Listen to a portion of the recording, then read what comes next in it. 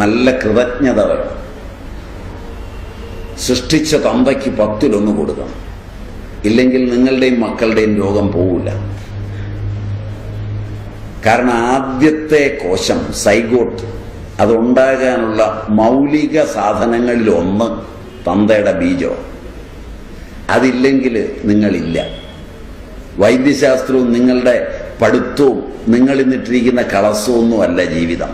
ഇതിൻ്റെ മൗലിക വസ്തു ആദ്യത്തെ സൈഗോട്ട്. അതിനൊരു നന്ദി വേണം. തന്തയെ തെറി വിളിക്കരുത്, ദുഃഖിപ്പിക്കരുത്. കയ്യിലുള്ളതിൻ്റെ 10 കൊടുക്കണം. എല്ലായ്പ്പോഴും ഉണ്ടാക്കുന്നതിൻ്റെ 10 തന്തയ്ക്കുള്ളതാണ്. കൊടുത്തില്ലെങ്കിൽ കൊണ്ടുപോയി കൊടുത്തിട്ട് വന്ന് മരുന്ന് വാങ്ങിച്ചാൽ മതി. വളരെ ശ്രദ്ധിച്ച്. കൊടുത്തില്ലെന്നതോ പോട്ടെ, തന്ത തെറിയും കൂടെ വിളിക്കുകയാണെങ്കിൽ മരുന്നൊന്നും കഴിക്കണ്ട, പെട്ടി വാങ്ങിച്ചു വെച്ചാൽ മതി. നല്ല കൃതജ്ഞത വേണം. തള്ളയ്ക്ക് കൊടുക്കരുത്.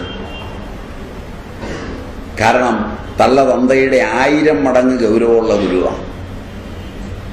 വയറ്റിൽ ഉദരത്തിലിട്ട് ഒരു നട ചവിട്ടിയതിന് നിങ്ങൾ ഉണ്ടാക്കിയത് മുഴുവൻ ആ കാൽക്കൽ വെച്ചാൽ മതിയാവില്ല. തന്ത ശപിച്ചാലും തള്ളയൊന്ന് ചിരിച്ചാൽ മാറും. തള്ള ഒരിക്കലും വിഷമിക്കരുത്, ഒരു കാരണം കൊണ്ടും.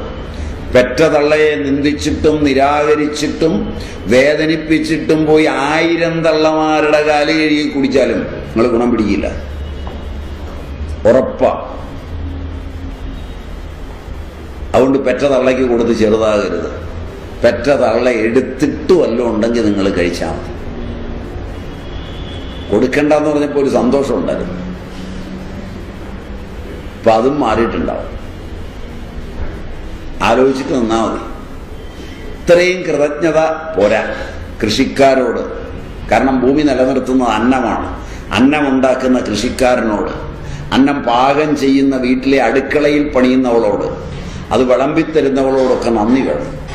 ഓരോ ആഹാരവും രസവും രക്തവും ബുദ്ധിയും മേധയും ഒക്കെയായി മാറും.